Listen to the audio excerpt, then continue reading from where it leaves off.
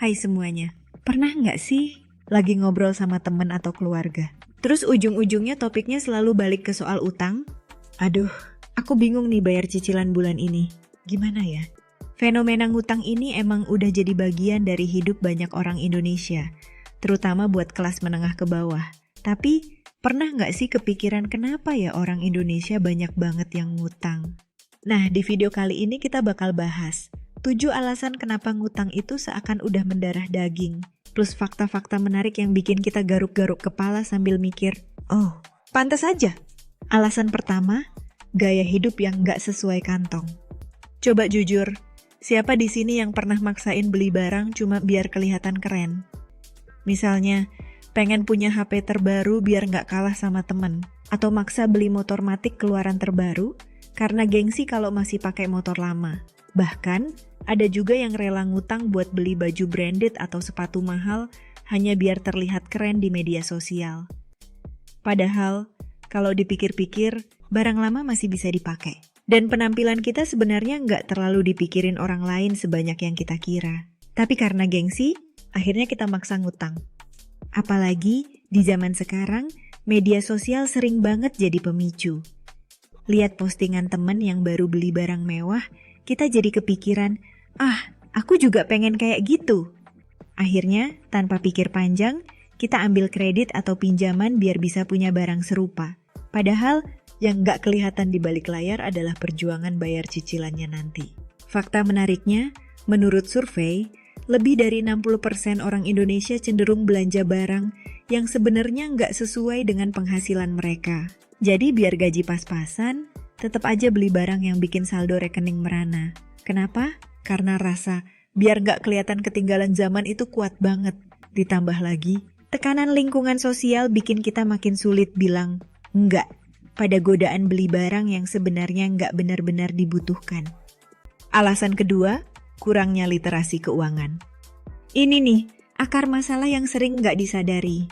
Banyak orang nggak tahu cara ngatur uang yang benar. Mereka nggak paham bedanya kebutuhan dan keinginan. Apalagi soal prioritas keuangan. Misalnya, ada yang mikir beli kopi kekinian tiap hari itu wajar karena self-reward. Padahal kalau dikalkulasi, pengeluaran buat hal kecil kayak gitu bisa membengkak. Atau mungkin gaji baru masuk tiba-tiba langsung habis buat belanja barang diskonan yang sebenarnya nggak penting. Akibatnya, gaji yang didapat tiap bulan cuma numpang lewat doang. Habis sebelum sempat dialokasikan buat hal-hal yang lebih prioritas kayak nabung atau investasi. Masalah ini makin parah karena kebiasaan ini sering dianggap normal. Banyak yang nggak sadar kalau kebutuhan mendadak itu pasti akan datang, entah itu kendaraan yang rusak, tagihan rumah sakit, atau biaya sekolah anak. Karena nggak punya dana darurat, akhirnya mau nggak mau deh nyari utangan. Padahal, kalau dari awal mereka punya alokasi buat tabungan darurat, mungkin masalah ini bisa diminimalkan. Fakta mengejutkannya, indeks literasi keuangan Indonesia itu cuma sekitar 38% loh. Artinya, dari 100 orang, cuma 38 yang benar-benar paham cara ngatur uang. Banyak yang belum ngerti konsep dasar kayak jangan habiskan semua penghasilan, atau prioritaskan cicilan dengan bunga tinggi dulu. Jadi, nggak heran kalau banyak yang terjebak dalam lingkaran utang karena nggak punya planning keuangan yang matang dan kebiasaan yang lebih sehat soal uang. Alasan ketiga, tuntutan sosial yang tinggi. Di Indonesia ada budaya malu kalau nggak ikut. Misalnya ada hajatan besar di keluarga kayak nikahan atau sunatan. Walaupun kondisi keuangan lagi seret, tetap aja maksa ngadain acara besar-besaran biar nggak malu sama tetangga. Bahkan, nggak sedikit yang rela ngutang demi bisa bikin pesta yang wah. Padahal, setelah pesta selesai, yang pusing bayar utangnya siapa? Ya kita juga. Yang lebih unik lagi, seringkali alasan biar nggak malu ini melibatkan seluruh anggota keluarga. Ada cerita di mana satu keluarga patungan buat ngadain pesta, tapi patungannya itu juga hasil utang. Jadi, bukannya cuma satu orang yang terjerat utang, tapi satu keluarga besar. Dan ini nggak cuma terjadi di desa. Di kota besar pun fenomena ini sering banget ditemukan. Belum lagi kalau ada budaya patungan buat acara tertentu, kayak kondangan atau arisan. Meskipun uang lagi cekak, rasanya nggak enak kalau nggak ikut. Bahkan, Ada istilah harga diri taruhannya. Karena kalau nggak ikut, nanti takut dibilang pelit atau nggak peduli sama lingkungan sekitar. Akhirnya, solusi tercepat yang ngutang. Ini jadi semacam lingkaran setan yang susah diputus kalau nggak ada kesadaran kolektif. Faktanya, survei menunjukkan bahwa lebih dari 50% keluarga di Indonesia rela berhutang demi mengadakan acara yang dianggap penting. Padahal, setelah acara selesai, stres karena utang bisa bikin keharmonisan keluarga terganggu. Jadi, budaya malu kalau nggak ikut ini emang perlu banget dievaluasi biar nggak terus-terusan jadi beban hidup. Alasan keempat, kemudahan akses pinjaman. Sekarang ini, siapa sih yang nggak tahu soal pinjaman online? Tinggal buka aplikasi, isi data, terus uang langsung cair. Bahkan, nggak jarang prosesnya cuma butuh waktu kurang dari 24 jam. Tanpa perlu ribet urusan dokumen seperti di bank. Prosesnya yang cepat dan gampang bikin banyak orang tergiur. Terutama mereka yang lagi kepepet.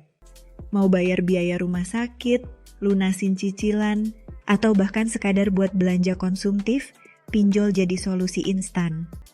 Masalahnya, pinjol ini sering banget bikin orang kebablasan.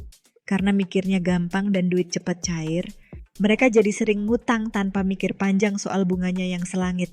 Apalagi, nggak semua orang paham soal hitung-hitungan bunga yang kadang bisa mencapai puluhan bahkan ratusan %. Akibatnya, utang yang awalnya kecil jadi membengkak tanpa disadari. Faktanya, lebih dari 50% pengguna pinjaman online di Indonesia adalah generasi muda yang usianya di bawah 35 tahun. Banyak dari mereka yang awalnya cuma pinjam untuk kebutuhan mendesak, tapi lama-lama malah ketagihan karena merasa prosesnya begitu mudah. Mereka nggak sadar kalau bunga pinjol itu bisa bikin utang jadi berkali-kali lipat, ditambah lagi denda keterlambatan yang terus menumpuk. Alhasil, banyak yang awalnya cuma pinjam sedikit, tapi lama-lama terjerat utang yang nggak ada habisnya. Ada juga yang akhirnya harus gali lubang tutup lubang dengan pinjol lainnya, sehingga masalah utang justru makin besar. Alasan kelima, kebutuhan mendesak yang nggak terduga. Hidup emang penuh kejutan, dan sayangnya nggak semua kejutan itu menyenangkan. Misalnya, ada anggota keluarga yang tiba-tiba harus dirawat di rumah sakit.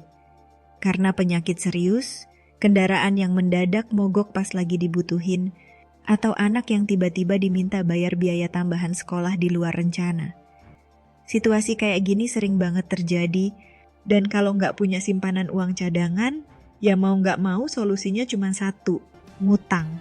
Dan sebenarnya, ini alasan yang paling masuk akal buat ngutang, karena kebutuhan mendesak kayak gini emang nggak bisa ditunda atau diabaikan. Tapi yang jadi masalah, banyak banget orang yang nggak nyiapin dana darurat dari jauh-jauh hari. Misalnya, ada yang mikir, nanti aja nabungnya kalau gaji udah naik. Atau ada juga yang memang penghasilannya cuma cukup buat kebutuhan sehari-hari. Jadi nabung terasa mustahil. Padahal, idealnya kita punya tabungan khusus yang bisa dipakai buat situasi-situasi nggak terduga kayak gini. Dana darurat itu nggak perlu gede banget, tapi cukup buat bikin kita nggak langsung panik pas ada kejadian mendadak. Dan faktanya, sekitar 70% orang Indonesia nggak punya dana darurat loh.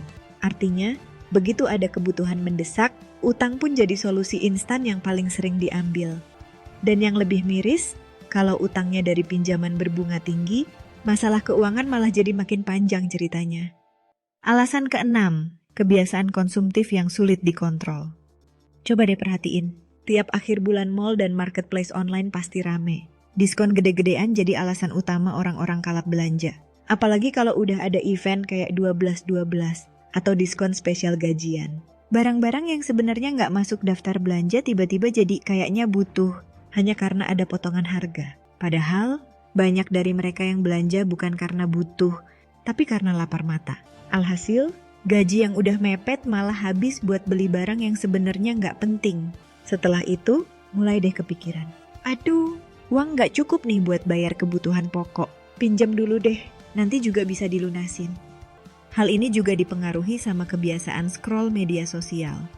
Di sana, kita disuguhin promosi yang kelihatannya too good to pass. Ditambah konten influencer yang bikin kita merasa harus punya barang tertentu biar nggak ketinggalan tren. Sayangnya, banyak yang akhirnya belanja pakai metode pay later atau kartu kredit tanpa memikirkan kemampuan bayar di akhir bulan. Fakta menariknya, Indonesia adalah salah satu negara dengan tingkat konsumtivitas tertinggi di Asia Tenggara. Banyak orang yang rela ngutang demi bisa ikut menikmati diskon atau promo. Bahkan, nggak sedikit yang akhirnya terjebak dalam siklus gali lubang tutup lubang, hanya untuk memenuhi gaya hidup konsumtif ini. Lebih parahnya lagi, ketika utang udah numpuk, mereka sering merasa nggak punya pilihan selain mengambil utang baru untuk melunasi utang lama. Ini jadi lingkaran setan yang bikin hidup makin berat. Alasan terakhir orang Indonesia suka ngutang adalah karena kurangnya edukasi soal bahaya utang. Banyak orang yang ngelihat utang sebagai sesuatu yang biasa aja. Buat sebagian besar, utang dianggap solusi instan yang gampang dilakukan tanpa banyak pertimbangan. Padahal, kalau nggak dikelola dengan baik, utang bisa jadi bom waktu yang pelan-pelan menghancurkan stabilitas keuangan dan bikin hidup berantakan. Misalnya, ada yang awalnya cuma pinjam buat kebutuhan mendesak, tapi karena nggak ngerti cara bayar dan mengelola cicilan, utangnya malah numpuk. Masalah yang sering terjadi adalah banyak orang nggak paham soal risiko jangka panjang dari ngutang, terutama kalau bunganya besar atau tenor pembayarannya panjang. Mereka cuma mikir soal uang yang langsung cair, tapi nggak mikirin dampaknya nanti.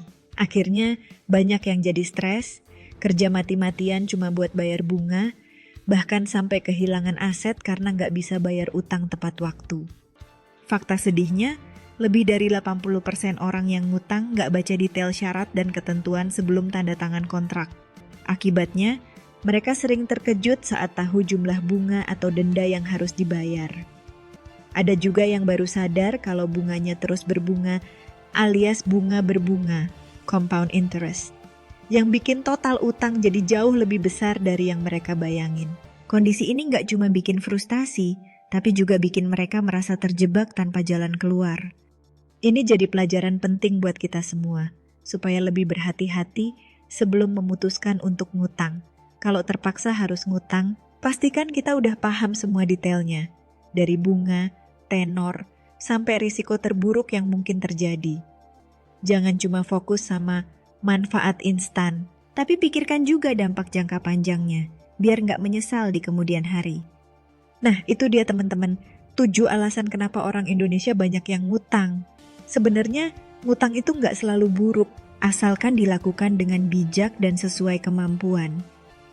Tapi, kalau terus-terusan ngutang buat hal-hal yang nggak penting, atau karena gaya hidup, ya siap-siap aja terjebak dalam lingkaran utang yang susah keluar. Terima kasih untuk kamu yang udah nonton sampai akhir. See you di next video.